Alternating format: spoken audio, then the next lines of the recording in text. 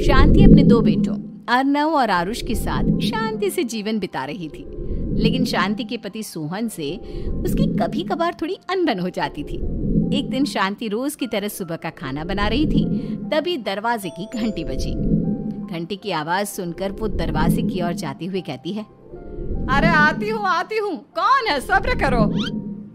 शांति दरवाजा खोलती है तो देखती है कि उसके जेठ मोहनदास सामने खड़े होते हैं। वो सक पकाकर अपना घूंघट करती है और पैर छूकर कहती है, आइए आइए जेठ जी। कैसी हो शांति? जी मैं तो बिल्कुल ठीक हूँ, सब आपकी मेहरबानी है भाई साहब। शांति और मोहनदास की बातें सुनकर शांति का पति सोहन और उसके दोनों बेटे बाहर आ जाते हैं। अरे भैया राम राम, कैसे हो आप? राम राम भाई। अरे शांति ऐसे खड़ी खड़ी क्या देख रही हो? चाय कॉफी कुछ लेकर आओ, भैया आए हैं। शांति तेजी से रसोई की ओर आगे बढ़ती हुई कहती है, अरे मेरी माँ, गेट खोलने के चक्कर में मेरे तो चावल ही जल गए।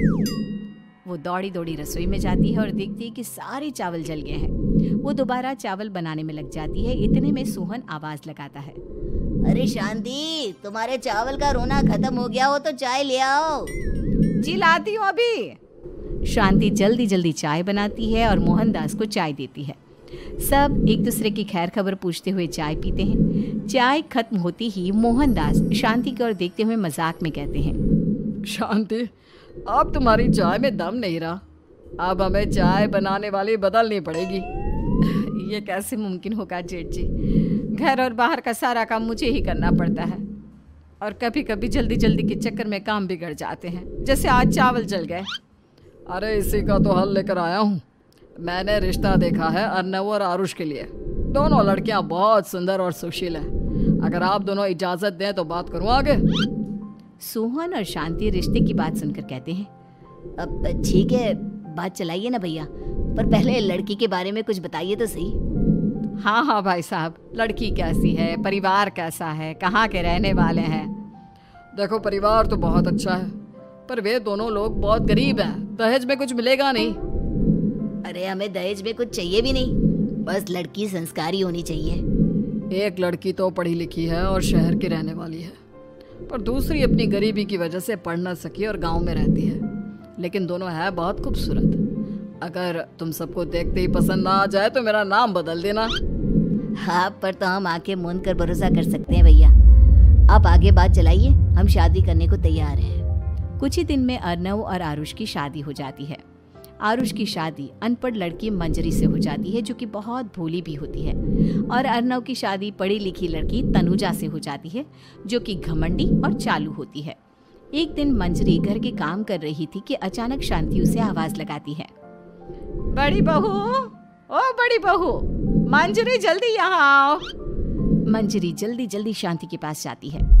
बेटा मेरे पैर दबा दे, बहुत दर्द हो रहा है। जी माँ जी, बस बर्तन धोकर आती हूँ। अरे बैठ यहाँ, मेरे पैर में बहुत तेज दर्द हो रहा है। बर्तन छोटी बहू धो लेगी। मंजरी शांति के पैर दबाने लगती है तो शांति तनुजा को आवाज लगाती है, छोटी बहू, ओ छोटी बहू। तनुजा थोड़ी देर से आराम से चलकर आती है। जी माँ जी, आपने बुलाया मुझे? आपको कोई काम था क्या? तो कुछ काम कर रही है या? शांति की बात काटते हुए तनुजा बोलती है, कुछ नहीं माँ, फोन पर अपने घर पर बात कर रही थी। अरे बाद में बात करियो अपने घर वालों से, पहले जाके बर्तन धो ले। तनुजा मुंह बनाते हुए अपनी जिठानी की ओर देखती है और मन ही मन कहती है, ये महारानी वहाँ बैठी है, ये नहीं कि बर्तन धो ले। मैंने इतनी पढ़ाई बर्तन धोने के लिए की थी क्या? तनुजा दांत पीसकर वहां से चली जाती है। अगले दिन सब दफ्तर चले जाते हैं, तभी डाकिया चिट्ठी लाता है। शांति चिट्ठी लेकर मंजरी से कहती है, बड़ी बहू, जरा छोटी बहू को बुलाना, एक चिट्ठी आई है। मेरी तो आंखें कमजोर है तो मुझसे पढ़ा नहीं जाएगा। मंजरी तनुजा के पास जाकर कहती है, तनुजा, तुम्हें माँ जी बुला रही हैं। मुझ पर हुक्म मत चलाओ, काम बताओ काम। अरे मैंने तुम पर कहाँ हुक्म चलाया, और हुक्म चला भी दूंगी तो क्या हुआ? तुम तो मेरी छोटी बहन की तरह हो ना। तुम जैसी अनपढ़, जाहिल और गांव की गवार मेरी बहन नहीं हो सकती। बेचारी मंजरी तनुजा की बात सुनकर अपना सा मुंह लेकर रह गई। कोई चिट्ठी आई है, माँ जी तुमसे पढ़वाना चाहती है, बस इसलिए बुला रही हैं। मुंह टेढ़ा करके तनुजा मंजरी का मजाक बनाती हुए कहती है, अनपढ़ कहीं की। तनुजा का ऐसा बर्ताव देखकर बड़ी बहू बहुत दुखी होती है। तनुजा को अपनी पढ़ाई का घमंड इतना हो गया कि अब वो घर के कोई काम नहीं करती और अपनी जेठानी का मजाक बनाती रहती। तनुजा का ये बर्ताव अब उसकी सास को भी नजर आने लगा था। एक दिन शांति ने अपनी बड़ी बहू से कहा, मंजरी, तनुजा हर समय तुम्हारा मजाक उड़ाती है, तुम्हें गुस्सा नहीं आता क्या? आता तो है माँ जी, लेकिन मैं क्या करूं? जब भी उसे कुछ बोलती हूँ वो और भी जली कटी बातें मुझे सुनाकर चली जाती है। मैं उसे अपनी छोटी बहन की तरह प्यार करती हूँ, लेकिन उसके दिल में मेरे लिए कोई इज्जत नहीं। बहू, तूने वो कहावत सुनी है, जुल्म करने वाले से ज्यादा जुल्म सहने वाला अपराधी होता है। मंजरी अपनी सास का इशारा समझ जाती है। वो अपनी देवरानी को सबक सिखाने की ठान लेती है और एक दिन शांति अपनी दोनों बहुओं के साथ बैठी थी तो शांति अपनी बड़ी बहू से पूछती है, अरे बहू, शाम होने को है, कुछ सोचा है क्या बनेगा खाने में? माँ जी, मेरे तो सर में बहुत दर्द है आज। मेरी प्यारी देवरानी ही कुछ अंग्रेजी खाना बनाकर खिलाएगी। सुना है पढ़े लिखे लोग अंग्रेजी खाना बहुत अच्छा बनाते हैं, क्यों तनुजा? इतना कहकर मंजरी अपनी सास की ओर देखकर मुस्कुरा दी। तनुजा अपनी तारीफ सुनकर बहुत खुश हो गई। इतने में शांति कहती है, ये तो सच बात है छोटी बहू, ये तो मैंने भी सुना है। हम भी पक गए हैं बड़ी बहू के हाथ का खाना खा खा कर। तनुजा, तुम्हारी माँ भी तो तुम्हारे खाने की बहुत तारीफ करती है, आज हमें भी खिला दो कुछ अच्छा सा बनाकर। शांति की बात सुनकर छोटी बहू और आसमान पर चढ़ गई, पर उसे ये कहाँ पता था कि उसकी सास और जेठानी उसे सबक सिखाना चाहती हैं। तनुजा अपनी तारीफ सुनकर खुश तो बहुत होती है, पर सोचने लगती है, मुझे तो कैसा भी खाना बनाना नहीं आता, अब मैं क्या करूंगी? अगर मैंने इनको सच बता दिया तो मेरी सारी इज्जत मिट्टी में मिल जाएगी। अरे छोटी बहू, क्या सोच रही हो? खिलाओगी ना अपने हाथ का अंग्रेजी खाना? छोटी बहू हाँ में सर हिला देती है। अचानक से उसके दिमाग में एक आइडिया आता है, मैं इंटरनेट से देखकर कुछ बना लेती हूँ, मेरी वाहवाही पूरे घर में हो जाएगी। मुझे कौन सा रोज रोज बनाना है। माँ जी, आज आप सबको ऐसा खाना खिलाऊंगी कि। इतने में शांति छोटी बहू की टांग खींचते हुए कहती है कि पता नहीं कैसा खाना खिलाओगी, ए ऊपर वाले हमारी रक्षा करना। इतना बोलकर शांति और मंजरी दोनों जोर जोर से हंसने लगते हैं। अब तनुजा रसोई घर में चली जाती है और खाने की तैयारी करने लगती है, पर उसे रसोई घर की चीज़ों के बारे में तो कुछ नहीं पता। जैसे तैसे सारी चीज़ें निकालती है और इंटरनेट पर देखकर खाना बनाती है। कुछ ही देर में सब लोग घर आ जाते हैं। अरे सुनते हो, आज का खाना हमारी छोटी बहू बना रही है। अरे वाह, आज तो फिर कुछ अंग्रेजी खाना खाने को मिलेगा। कुछ ही देर में खाना बन जाता है तो छोटी बहू सबका खाना लगा देती है।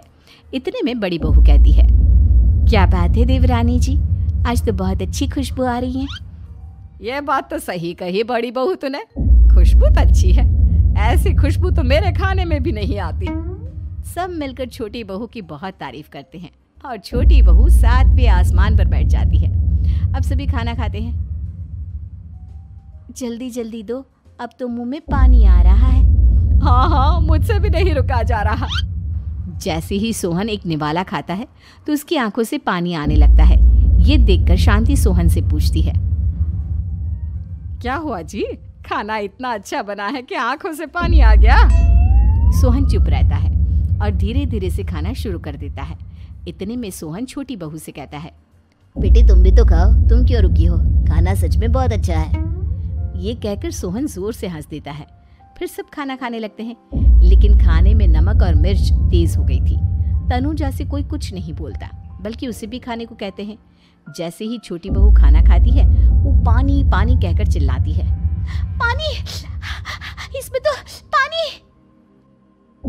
ये खाना तो सच में इतना अच्छा बना है कि हमारे साथ साथ देवरानी जी भी इसके स्वाद को कभी नहीं भूल पाएंगी। सही कहा बहू। तनुजा को अपनी गलती का एहसास हुआ और उसने अपनी सास से कहा, माँ जी ये मेरी गलती नहीं है, इंटरनेट पर दिखाया था कि 4 चम्मच नमक और मिर्च डालने हैं। अब मंजरी को भी मौका मिल गया और उसने तनुजा पर तंज कसा। नाच न जाने आंगन टेढ़ा, हर जगह अपनी पढ़ाई दिखाती हो, दूसरों का मजाक उड़ाती हो। अब पता चला ना, हर चीज़ में पढ़ाई काम नहीं आती। और तुम तो शहर में रही हो, तुम्हें तो मुझसे भी अच्छा खाना बनाना आना चाहिए ना। बेटा, अगर तूने ठीक से सब सीखा होता तो आज तुझे शर्मिंदा नहीं होना पड़ता। बात शहर या गांव की नहीं होती। मंजरी गांव से आई है, लेकिन उसे घर का काम करना और खाना बनाना सब अच्छी तरह से आता है। तुम शहर में रही हो, तुमने ये सब क्यों नहीं सीखा?